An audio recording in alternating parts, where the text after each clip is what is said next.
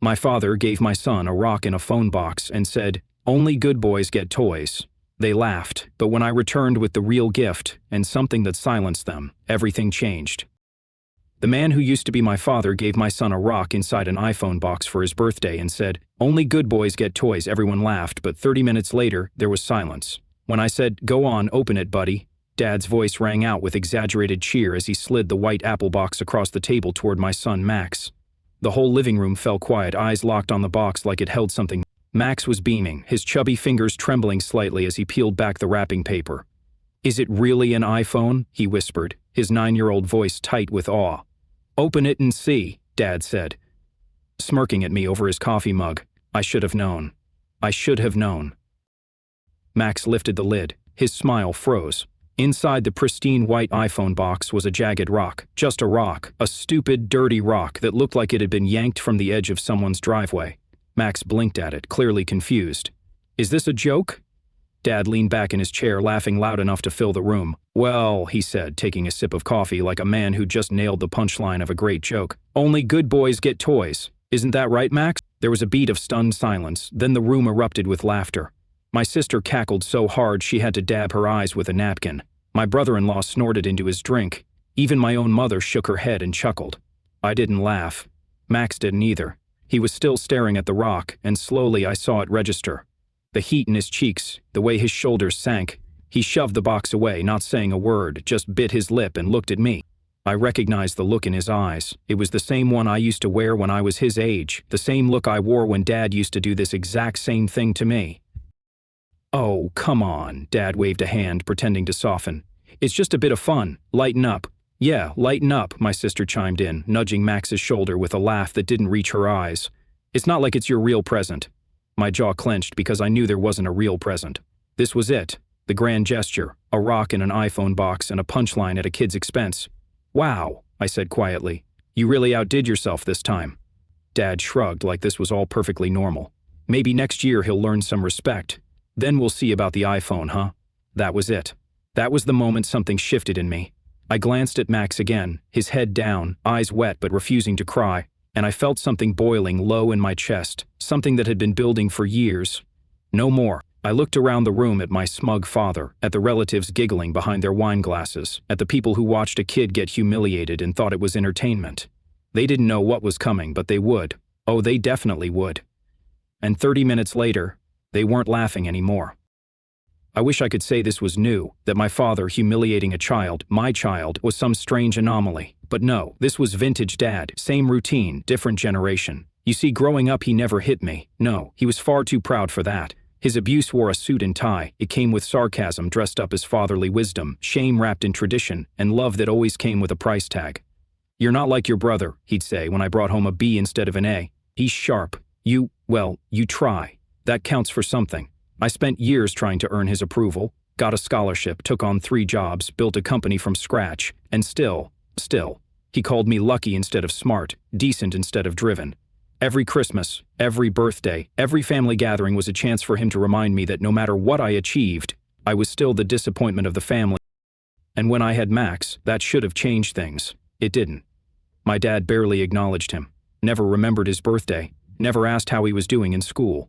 And when he did speak to him, it was always some backhanded remark. "Don't you think it's time to toughen him up?" he said once, when Max cried over a scraped knee. "You cuddle him too much." Cuddle? I was raising my son not to become him, and that was apparently a crime. So when he handed Max a rock in an iPhone box and laughed in his face, something inside me snapped.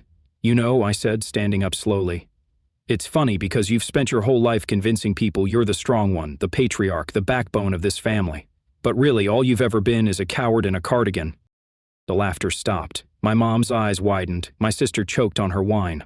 Dad leaned back in his chair, squinting at me like I was a child throwing a tantrum. "Watch your mouth." "No, you watch yours," I said, stepping forward. "You just humiliated my son in front of the entire family. And for what? A laugh? A little moment of control to feel like a man again? I was joking, for God's sake." "You weren't joking. You were performing, like always. You do this every time. You find someone weaker, someone younger, someone who trusts you, and you crush them with a smile on your face." Max was still quiet, his little hand gripping the side of his chair. I looked at him, then turned back to the room. "You all saw it, every single one of you. And you laughed." Silence. I smiled, but there was nothing kind in it. You want to know what's really funny? I actually brought him an iPhone, the real one. It's in the car. I wanted Dad to have his moment, so I waited. Gasps rippled through the room. That's right. I was gonna let him hand it over, thought maybe, just maybe, he'd finally act like a grandfather. I turned to my sister. But you laughed, Emily. You laughed like it was a comedy show. You, the therapist. You should know better. My brother-in-law shifted uncomfortably. He always stayed out of things, neutral like Switzerland, but tonight the air was too thick even for him. My mom tried to cut in. Can we not do this now? It's Max's birthday. Exactly, I snapped. And you all ruined it. I walked out, not even grabbing my coat, just headed to the car, pulled out the actual iPhone box, and walked back in. I handed it to Max. This is for you. From me. Because you are a good boy, and don't let anyone, tell you otherwise. He blinked up at me. Thanks, Dad. His voice cracked on the last word, and I nearly broke right there. Then I turned to the room. You had your show, now it's my turn. I pulled out the envelope from my back pocket and dropped it on the table. What's this? Dad asked, eyeing it like it was a bomb. It's the updated power of attorney paperwork. You're not on it anymore. What are you talking about? I'm talking about the house you co-signed on but haven't paid a cent toward, the accounts you've been helping manage for Max's college fund. It's done, all of it. My sister's husband looked at her, confused. Wait, what accounts? Her face turned pale. I saw the flicker of panic bloom behind her eyes. Yeah, I said. Maybe someone should have told you. Guess who's been dipping into the family trust behind your back? Be quiet, Emily hissed. No, I said, calm and deadly. You be quiet. The room was no longer laughing, and I was just getting started. Dad's hand hovered over the envelope like it was radioactive. His jaw clenched, but he didn't open it because, deep down, he knew. He always knows when he's caught. You're making a mistake, he said through gritted teeth. This isn't how families solve problems. No, I replied, ice cold. This is how men solve problems when their family treats their child like garbage. I turned to Emily. Let's talk about that emergency withdrawal from Max's college fund. You told the bank you had my authorization. She froze. I needed it for Ellie's therapy. No, you needed it for your Bali yoga retreat. You posted the whole thing on Instagram. Healing my inner child on the beach. Cute caption. Paid for by my actual child's education. Her husband shot up from the couch. Wait, you took money from Max's account? She tried to speak, but I didn't give her the chance. $2,200, gone. You forged my signature and claimed it was approved. I have the bank report. The teller even remembered you said you smiled the whole time. You're overreacting, she barked, voice cracking. It's not like I drained it. You stole from my kid. Don't stand there and act like it was a misunderstanding.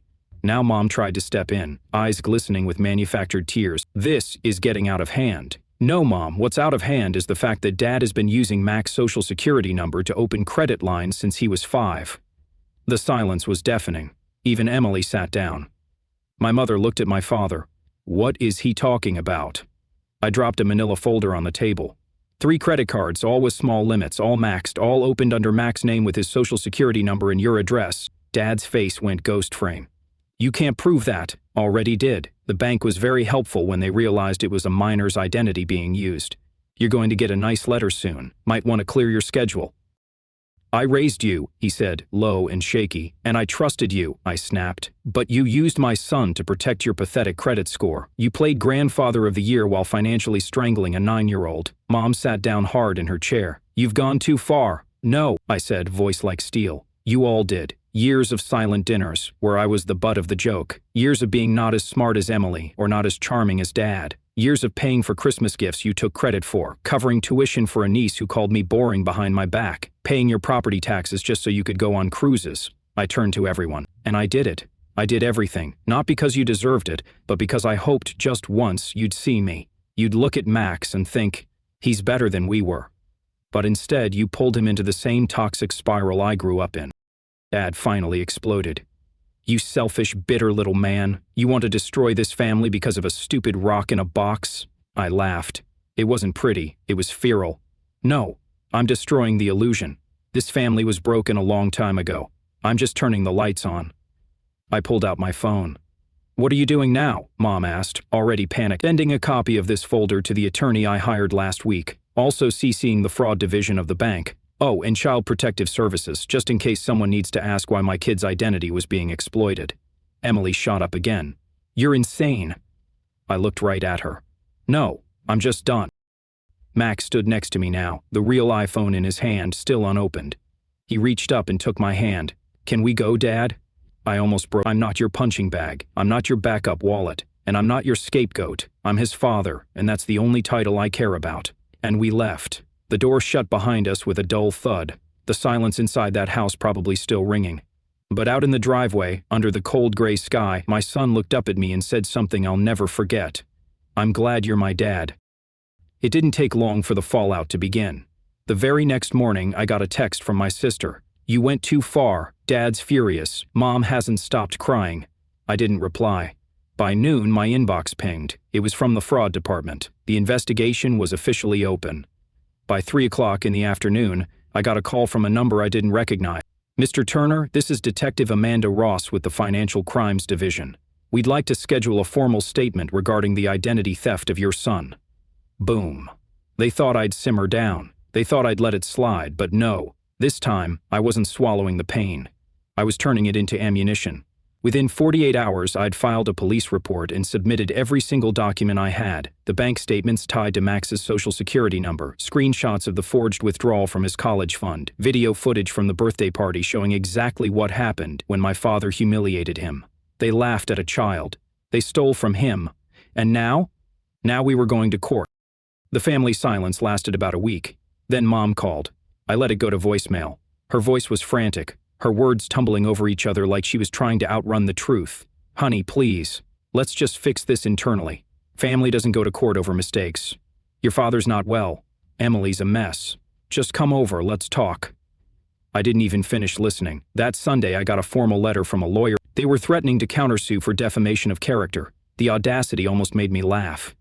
You can't defame someone who just handed a rock to his grandson and told him he wasn't good enough. I called my own lawyer immediately. "Let them try," she said. "We have enough evidence to crush them in open court." Crush was an understatement. The trial was scheduled for mid-June. Civil court, fraud, identity theft, misuse of a minor's information. But I wasn't just after justice. I wanted the truth on public record. The first court day was packed. Emily looked like a ghost. Dad showed up in his best blazer, still trying to control the narrative with a forced calm. Mom wore sunglasses indoors. Classic drama. Their lawyer tried to paint it as a family misunderstanding. "Mr. Turner," he said with a smile, "don't you think this has gone too far?" I leaned forward, my voice clear, cold, deadly. My son's name and future were used like currency by people who laughed in his face. "You're right, it has gone too far. That's why I'm here." The judge nodded.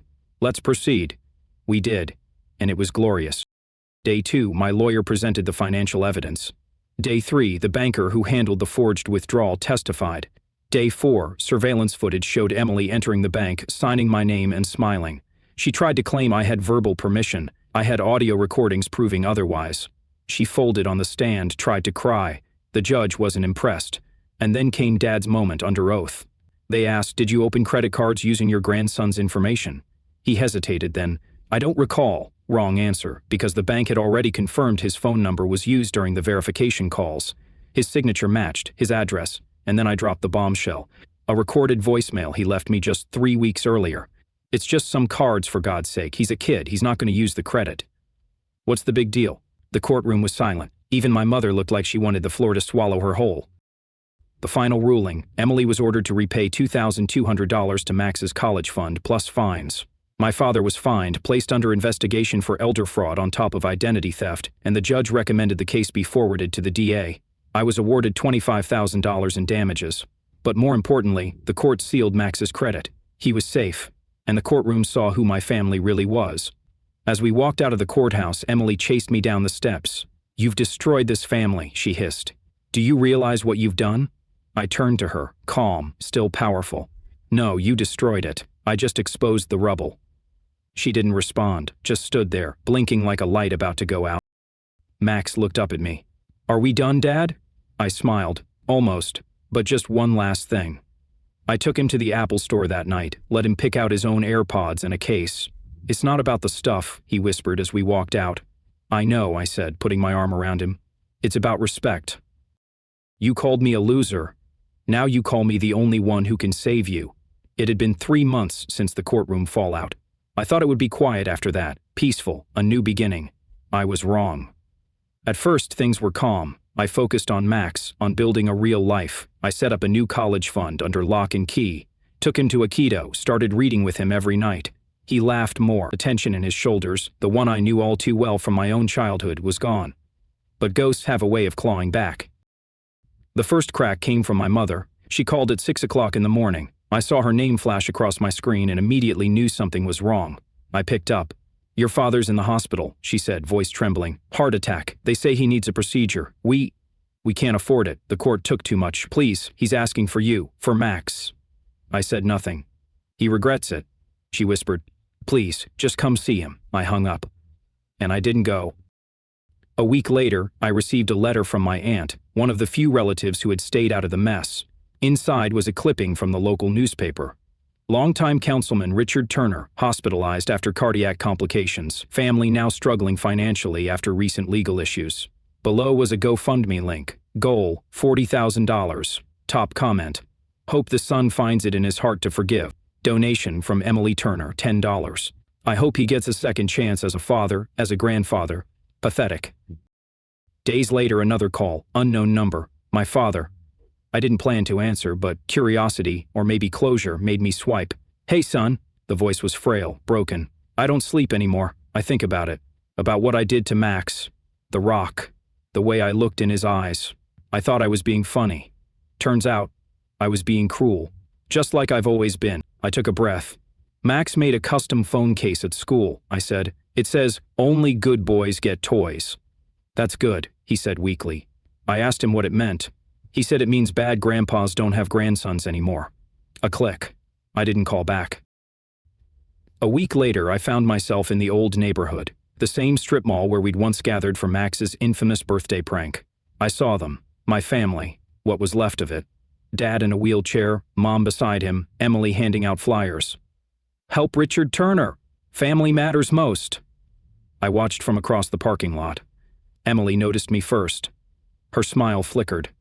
She jogged toward me. "You came. I knew you weren't as cold as you pretended." I said nothing. "We were wrong, all of us, but we're still family." "No," I said. "We were a cult where love was conditional and money was currency. And now the God you worshipped, status, control, image, has failed." She blinked, stunned. "This isn't about money." "Then why does your flyer have a QR code and not an apology?" She flinched. I turned around and walked to the car. Max was in the passenger seat watching. When Emily caught sight of him, she raised her hand to wave. He didn't wave back, didn't even blink, just looked at her like she was another stranger in the crowd. That was the moment I realized Max had learned faster than I ever did. We drove away. In the rearview mirror, I saw Dad trying to stand, his hand reaching out like he could pull me back in time. But I was already gone. That night, Max and I sat in our tiny living room with popcorn and a movie. "Do you miss them?" I asked. He thought for a second. "I miss who they could have been," he said. "But I'm glad I've got you." I felt a lump in my throat. He rested his head on my shoulder. I put my arm around him and closed my eyes. And for the first time in my life, I wasn't the disappointment. I wasn't the failure. I wasn't the loser. I was the dad who showed up, the one who said enough, the one who finally broke the cycle. I didn't lose my family. I built a new one.